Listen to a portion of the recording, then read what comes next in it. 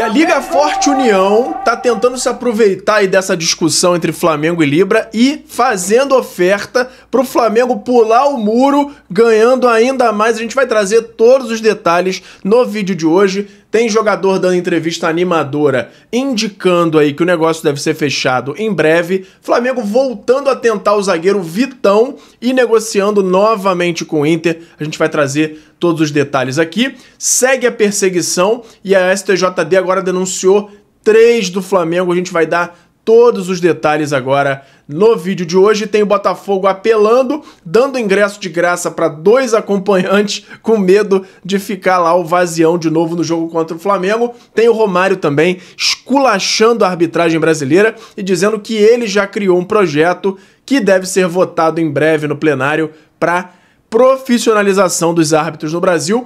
Tudo isso no vídeo de hoje, mas antes, eu quero saber se você já deu o like no vídeo, já se inscreveu no canal e já ativou o sininho para não perder nenhum novo vídeo. Já fez isso tudo? Então pega a visão, segue o Lucão e bora pras notícias do Mengão! E agora uma informação exclusiva que eu acabei de ter acesso. Muita gente assiste ao conteúdo do Lucão Vital diariamente e não se inscreveu no canal do YouTube. Irmão, pega a visão para saber tudo que tá rolando no nosso Mengão. É só se ligar no canal do Lucão! E fala galera, eu sou o Lucão, estamos aqui hoje para falar tudo do nosso Mengão, seguindo a nossa agendinha. O Flamengo segue treinando até o próximo dia 15, quando é o próximo jogo contra o Botafogo. E o Botafogo tá até dando uma apelada com medo de casa vazia, né? Como acontece com frequência com eles. E a gente vai falar aqui já já de uma promoção aí apelativa que eles estão fazendo. Próximo jogo dia 15, depois tem o jogo contra o Palmeiras, jogo importantíssimo para esse brasileiro. O Flamengo que tá aí agora, né, cabeça a cabeça com o Palmeiras. Esse jogo aí pode definir uma pequena vantagem aí para um dos dois, quem sair melhor nessa partida. O Flamengo tem que focar muito nesse jogo e tem até um empecilho aí, um possível problema, é que esse jogo é antes do jogo da ida da Libertadores no dia 22 contra o Racing. E vamos ver se o Flamengo vai poupar, se o Palmeiras vai poupar ou se vai poupar em jogos anteriores para ter esses 2 jogos seguidos aí com a maioria do elenco disponível. Vamos ver como é que vai ser aí o gerenciamento do elenco para esse trecho aí entre o dia 19 e 22, porque são 2 jogos cruciais para o Flamengo na temporada, né?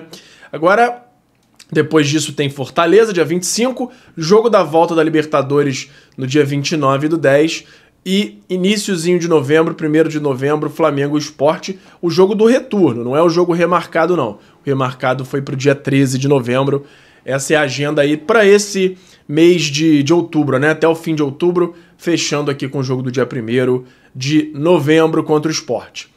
Mudando de assunto, e aí como eu falei, né, com medo de casa vazia, o Botafogo tá apelando e tá fazendo uma promoção lá para os sócios torcedores do Botafogo chamarem 2 convidados gratuitos para esse jogo contra o Flamengo, com medo de voltar aquela fama que já nunca deixou de existir, do vazião, do enche-não, né? Então, o Botafogo fazendo isso aí já com esse medo, porque quando é contra o Flamengo, principalmente, a torcida não vai, porque tem medo de um resultado controverso, e depois fala que eles é que não são moda, né? É o famoso Botafogo da Caverna do Dragão, que ficou esquecido lá, ficou parado no tempo em 2024. E, enfim, aí estão tendo que dar essa pelada aí para ter torcedor no jogo do dia 15. Mudando de assunto, o STJD denunciou 3 do Flamengo. Depois da derrota de 1-0 pelo Bahia, o Flamengo pode sofrer mais derrotas no jogo realizado na Arena Fonte Nova. Isso porque o diretor José Botto, o Alacian e o zagueiro Danilo foram denunciados pelo Superior Tribunal de Justiça Desportiva e podem ser punidos. Depois da derrota para o Bahia no domingo, José Botto pediu a palavra e fez fortes acusações sobre a arbitragem no jogo com o Palmeiras. Mesmo dia, o time paulista contou com a ajuda da arbitragem para vencer o São Paulo, assim sendo, o clube da Leila Pereira ultrapassou o Flamengo no Brasileirão. E aí, Botto, como estava irritado naquele momento, aí falou que o que acontece em outros campos deixa suspeitas. E ele foi convocado por uma coisa que não é só ele que está falando, o Brasil inteiro está falando, né? Só o Palmeiras não fala de arbitragem no Brasil, fala que tá tudo certo na CBF com a arbitragem por motivos óbvios, porque de fato para ele tá tudo certo, né? Então, o Boto foi o primeiro desses convocados aí pelo STJD. O segundo é o Wallace Yan, que recebeu 2 cartões amarelos por reclamação e depois por falta dura. Também recebeu denúncia. O atacante pode pegar aí de 4 a 12 jogos de suspensão por agressão a Gilberto do Bahia. No entanto, a abordagem do Camisa 64 com o árbitro Rodrigo Lima também será levado em questão. Então, vamos ver o que vai dar isso aí. O Wallace Yan, pela forma com que ele foi expulso, talvez tenha uma chance aí de pegar um gancho um pouco maior, diferente do Danilo, que também recebeu esse cartão vermelho direto contra o Bahia aos 14 minutos do primeiro tempo, vai responder por jogada violenta. No entanto, o zagueiro dificilmente pegará, além de um jogo de suspensão automática, já que foi um lance de jogo. E eu particularmente não achei nem lance de expulsão, no máximo ali um amarelo, aquele lance que seria uma falta em 2 lances, porque na verdade nem pega o pé no rosto do jogador. Mais um lance aí muito duvidoso da arbitragem, mas pelo menos nessa parte aí da STJD, de um possível aumento da punição, eu acho que não deve acontecer, não. E agora tem uma fala aqui, que teve um jogo aí beneficente ontem no Maracanã, e o ex-lateral Gilberto falou o seguinte sobre o Wallace Yan. Ele acha que é o super-homem. O ex-lateral esquerdo Gilberto, que já foi coordenador técnico das categorias de base do Flamengo, não se impressionou com o momento atual de Wallace Yan. Assim, o depoimento do ex-atleta sobre o comportamento do jovem atacante ocorreu nessa sexta-feira. Acho que com essa idade é normal querer ouvir pouco, né? Também tive 18, 19 anos e ouvia pouco. Não foi por falta de aviso. Fui coordenador do Flamengo durante 4 anos e tive muito tempo com o Wallace, confirmou Gilberto no Maracanã. O ex-lateral acrescenta que tem um carinho muito grande por Wallace Yan e afirma que a maior parte do que o Flamengo faz para ajudar o jovem todos já fizeram antes. A chave, portanto, é o atacante ouvir, interpretar e aplicar no dia a dia. O Wallace Yan é o super-homem. Não adianta nada ele contratar um mentor, um pai de santo, um padre, que seja se ele é o que seja, se ele é ele. É um jogador que tem muito talento, isso sempre foi falado para ele, e essa questão comportamental sempre foi falada para ele também, destacou o Gilberto para acrescentar aqui. Ele é jovem, acha que pode tudo, acha que é o super-homem, acha que isso não vai interferir na vida dele, mas é um bom menino, um garoto de um coração enorme, ele está tentando transformar isso, está contratando uma pessoa para ajudá-lo nesse quesito mental. Então, que ele consiga também dar muitas alegrias aos seus fãs, ponderou o ex-jogador Gilberto, e tá muito aí também, assim, o Wallace Yan, também às vezes acho que o pessoal dá uma aumentada no que de fato ele tem feito. Ele é realmente meio esquentado, meio explosivo, mas eu não vi nada demais. É claro que ele entrou com muita sede ao pote, entrou achando que ia resolver tudo muito rápido, sozinho. Nem sempre as coisas acontecem assim, ou na maioria das vezes as coisas não acontecem assim.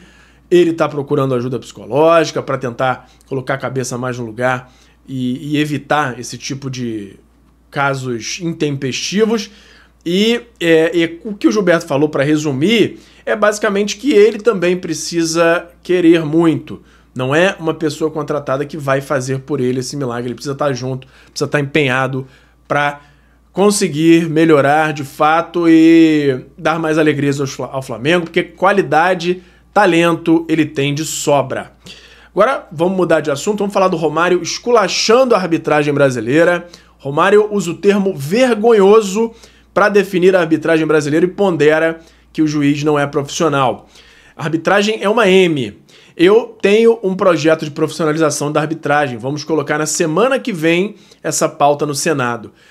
Pelo que estou vendo, temos que resolver o mais rápido possível. O que tem acontecido no futebol brasileiro é vergonhoso, afirmou o campeão do mundo em 94, para acrescentar que é complicado atribuir algumas falhas aos árbitros, já que é o único que não é profissional dentro de campo. Tem que pensar o que fazer fora do futebol. Quem está lá tem que estar 100% focado na sua profissão. O árbitro tem uma profissão de muita responsabilidade e por isso venho com esse projeto essa semana com falhas no VAR. Essa pauta esquentou. Então, com certeza, deve ser votado. E se estiver dentro ali de uns valores razoáveis, isso com certeza vai ser aprovado. E aí a CBF vai precisar se reestruturar para, a partir de determinado momento, passar a ter os árbitros contratados. Aí não sei se vai ser exatamente a CBF, a FIFA, as federações estaduais, quem é que de fato vai contratar o árbitro e pagar, porque tem esses âmbitos, né? Tem o árbitro que apita pela federação de determinado estado, mas depois de certo momento ele faz os cursos e se torna um árbitro nacionalmente, né, conhecido, reconhecido, e aí ganha aquele emblema da CBF, e a mesma coisa com a FIFA.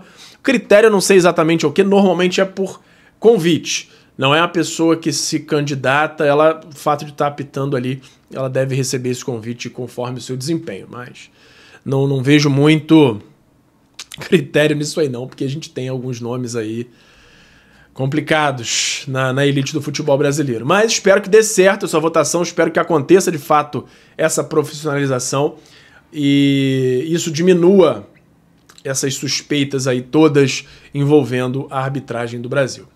E agora vamos falar da Libertadores, porque a situação política lá no Peru não tá boa e a Conmebol tá cogitando tirar a final de lá de Lima. O motivo é a tensão política que o Peru vive por conta da destituição do presidente Dina Boluarte. De acordo com a apuração junto com uma fonte ligada à Conmebol, a entidade já tem Assunção, no Paraguai, como favorita para sediar a final da Libertadores. A capital paraguaia, que abriga a sede da Conmebol, também será palco da decisão da Sul-Americana, marcada para uma semana antes. A entidade deve aguardar os próximos dias para avaliar a situação política no Peru antes de tomar uma decisão definitiva sobre a mudança da final.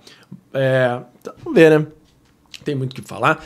Tem aquele sentimento ali de saudade de 2019, a final sendo em Lima, no Peru, mas lembrando que a final de 2019 não seria no Peru, ela seria no Uruguai e transferida para lá depois. Então, para quem gosta de superstição, tem aquela questão de acontecimentos parecidos. Se for realmente alterada o local, né, o país da final, tem essa questão aí também de acontecer igual aconteceu lá em 2019. Vamos ver. Vamos ver o que vai dar isso aí. Qualquer novidade eu trago para vocês. E agora o BAP, falando sobre esse preço altíssimo dos ingressos na semifinal da Libertadores. A meia mais barata aí já chega próxima aos R$200. E aí ele falou o seguinte: o preço dos ingressos depende do momento e das circunstâncias. O primeiro jogo do campeonato vai ser sempre mais barato.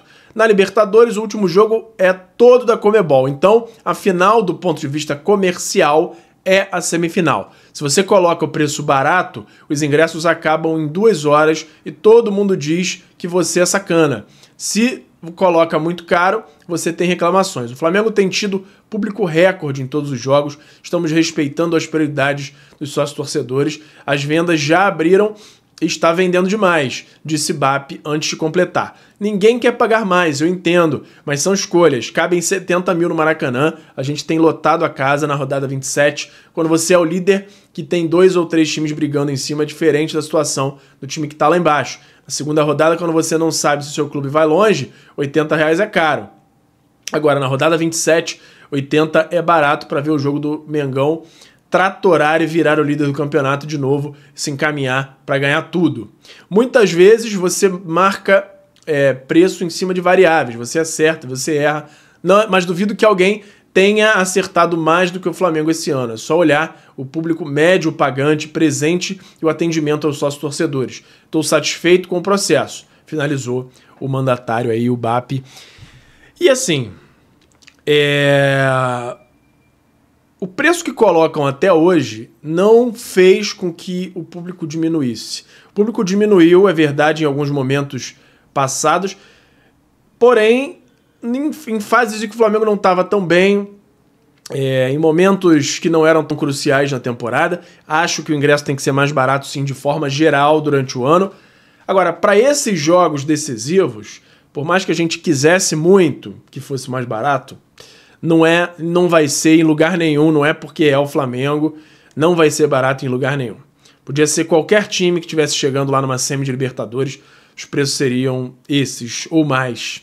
Então a gente fica aí, é claro, gostaria de pagar menos e tudo mais, mas é o que ele falou, se põe mais barato também acaba em 5 minutos e ia ter reclamação do mesmo tempo, da mesma forma, e pelo menos a gente pensa do outro lado, o Flamengo vai ter uma renda maior pode ajudar aí ao Flamengo continuar juntando dinheiro para o estádio, a pagar as despesas todas que o Flamengo tem com o elenco e possivelmente até entrar uma fatia disso aí para uma provável contratação ou contratações que o Flamengo deve fazer aí mais para dezembro.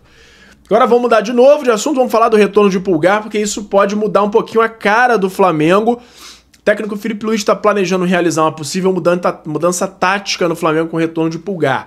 Volante chileno, considerado um jogador-chave de nível Barcelona, segundo o próprio Filipe Luís, era uma das peças principais aí da equipe antes da lesão. No entanto, sua volta aumenta a concorrência, já que Saúl se firmou como titular absoluto na função. Uma alternativa analisada pela comissão técnica é manter Pulgar e deslocar Saúl mais para o lado direito do campo, função semelhante à que Gerson exercia. Essa, aliás, era a ideia inicial de Filipe Luís quando o espanhol foi contratado. Para adotar esse novo formato, um dos pontas precisaria deixar o time, sendo que hoje gera mais dúvidas no elenco, com Carrascal, Plata e Luiz Araújo disputando a posição. E aí fica a pergunta para você, o que você faria considerando o Pulgar e o Saúl ali como titular? Fazendo aquela trinca, aquele quarteto agora de meio campo com Pulgar, Saúl, Jorginho e Arrascaeta armando, com o Saúl fazendo ali a faixa direita. Quem você tiraria do time titular do Flamengo? Jogaria com quem na frente? Na minha opinião, Pedro tem vaga cativa hoje, né? E aí fica a questão de quem é esse último jogador que faria uma da ponta esquerda ali, porque o Saúl deve jogar mais pela direita. Quem você colocaria? Plata? Luiz Araújo? Samulino? Cebolinha? Chael já nem conto mais. Mas comenta aí, quem que você colocaria? E a LFU, a Liga Forte União, tá tentando tirar o Flamengo da Libra, fazer o Flamengo pular um muro, e saiu uma matéria lá no UOL detalhando aí, dizendo que essas conversas já começaram no ano passado, na verdade no ano retrasado, em 2023, reuniões com Landim e BAP. A primeira tentativa de aproximação ocorreu ainda na gestão Rodolfo Landim em dezembro de 23. Na ocasião, a Liga Forte União havia conseguido convencer o Corinthians a deixar a Libra.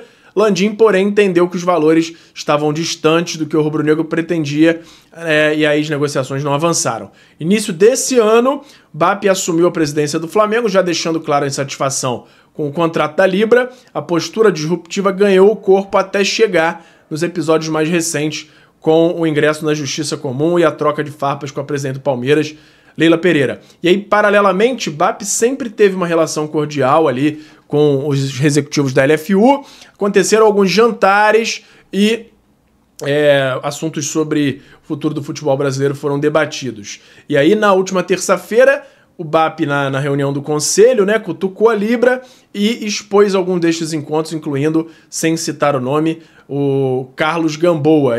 Ele não falou o nome, mas deixou entender que foi com ele o principal.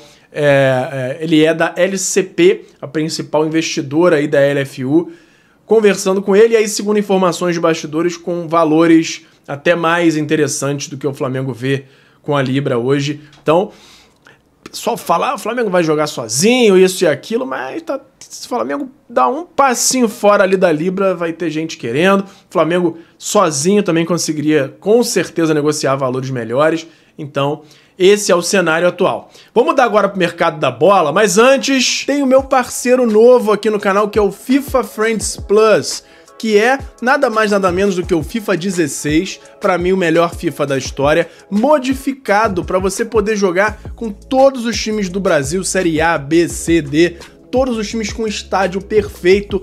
Tem até uma modificação para o gráfico dele ficar mais legal, a jogabilidade é a melhor possível e você pode ver os detalhes num canal que eu acabei de criar, que é o Lucão Joga. Lá eu tô jogando esse patch e você pode ter mais detalhes por lá, e também se você for aqui nesse QR Code ou no link da descrição para ter mais detalhes dessa maravilha. Se você gosta de games ou se o seu filho, o seu neto gostam, mostra para eles, eles vão ver se não é a melhor forma de jogar futebol nos dias de hoje. Beleza? Então beleza, vamos de mercado da bola, porque o Arrascaeta deu uma entrevista, falou primeiro sobre o momento do Flamengo, falou lá pra ESPN, né? E aí falou, já estou há muito tempo nesse clube, sempre tentam criar uma crise de fora pra dentro e a gente tenta sustentar da melhor forma possível. Uma derrota não pode nos desestabilizar. Por isso, eu falo ao nosso torcedor, o momento é de acreditar, de apoiar mais do que nunca esse clube. Esses jogadores, eu acredito muito neles, disse o Meia. E aí,